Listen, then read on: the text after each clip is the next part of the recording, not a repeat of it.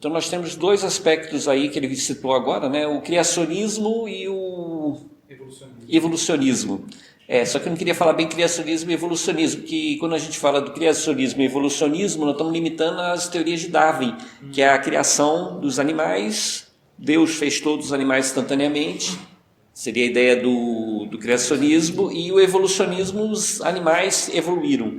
Mas a sua fala foi mais abrangente, que você falou já do universo.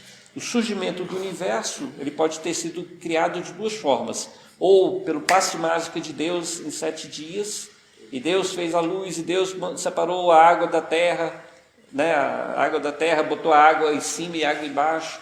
Então, na Bíblia nós temos uma versão da criação do universo em 7 dias, sendo que a terra era o centro do universo. E lá na ciência fala do Big Bang, da grande explosão, e a partir da grande explosão o surgimento de inúmeros sóis, infinitos planetas. Em vários pontos, indo agora já para o texto, em vários pontos a ciência e a religião se combatem, inclusive se ridicularizam. Tá? No passado, uma pessoa que falasse que o Sol girava em torno da Terra, literalmente a pessoa podia ser morta, porque era a crença comum, era o conhecimento comum que tudo girava em torno da Terra, que na abóbada do céu, que cobria a Terra, existiam 7 céus, ou seja, o céu das estrelas, o céu do Sol, o céu da Lua, o céu das nuvens e os céus divinos, onde ficariam os arcanjos, anjos, Deus, serafins, Deus.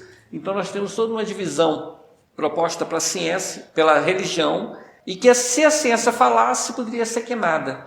E aí qual foi a consequência? Porque a religião perseguiu tanta ciência, chegou um momento que a ciência começou a negar a religião. Aí foi a hora da ciência começar a ridicularizar tudo que era religioso. E aí o que o cientista antes era maltratado, a ciência passou a maltratar os religiosos. Então existiu desde o começo uma guerra entre a ciência e a religião.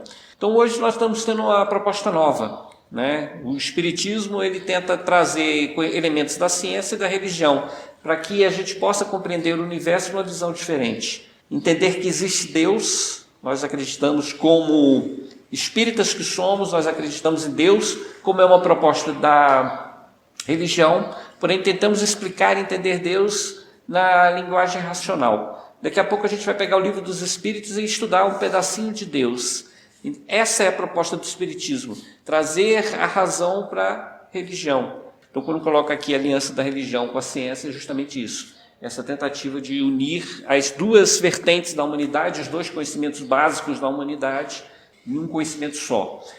É proposta do Espiritismo, na realidade, juntar 3 elementos. O elemento científico. Qual é o elemento científico? É a análise e o estudo do mundo dos espíritos. Porque nós ouvimos espíritos, nós vemos espíritos nas casas mal assombradas, no barulho de móveis, no sonho, nos pesadelos.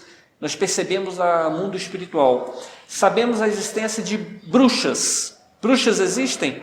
Claro que existem, são os médios. Antigamente as bruxas eram chamadas, os médios eram chamados de bruxo. Qualquer um que mexia com o oculto era mago, era bruxa. Eles tinham esses nomes, era vidente, era cartomante.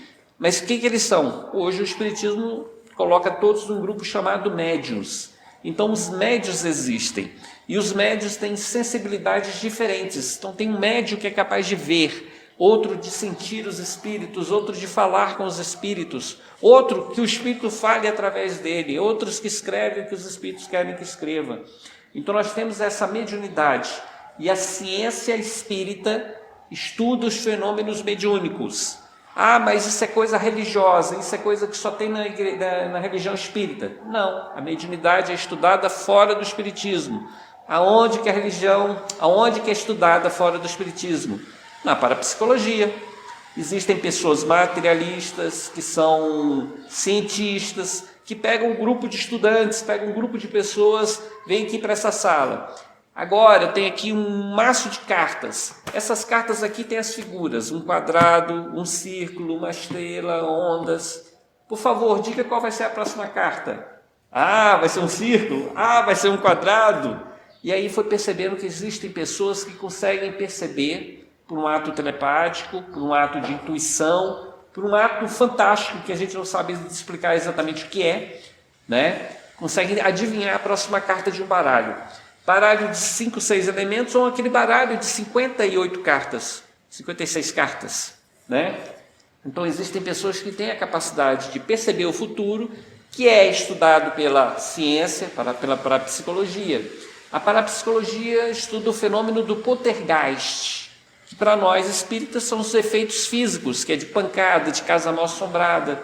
Então a psicologia tem um ramo que tem o estudo das vidas passadas, né? Eu esqueci a sigla direitinho, mas é justamente isso, a pessoa é adormecida e aí ela entra em transe, o médico põe como se a pessoa estivesse hipnotizada e fala para a pessoa: recorda o teu passado, qual foi a causa, né, desse soluço, dessa regressão, faz a regressão de memória. Qual foi a primeira vez que você teve medo de cobra? E aí a pessoa vai voltando ao passado e algumas vezes nesses testes de recordação da vida, da origem do problema, a pessoa recordou uma vida passada. Então nós temos estudos baseados nisso, em vivências passadas, em lembranças da vida passada, que os cientistas já catalogaram mais de 3.000 casos registrados pela ciência, de pessoas que recordam de fatos da vida passada. Então nós já temos cientistas hoje espíritas que estudam um fenômeno mediúnico fora do espiritismo.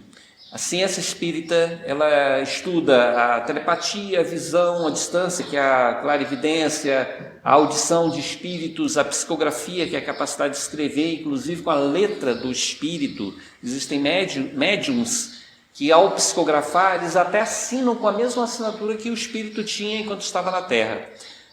Enfim, nós temos o aspecto científico, nós temos o aspecto religioso, né? O que caracteriza o aspecto religioso? Livros de autoajuda, livros que falam do bem, do próximo, da reforma íntima. Nós temos o próprio Evangelho segundo o Espiritismo, que trata do lado moral do Espiritismo, falando aquelas passagens do Evangelho de Jesus, do lado moral desse aspecto moral do ensinamento de Jesus. Então nós temos o lado científico, o lado religioso e o lado filosófico.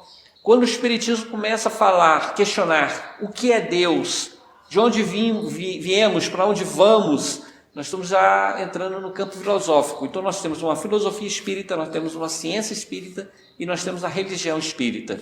As três acopladas, juntas, trabalhando em prol do crescimento da humanidade.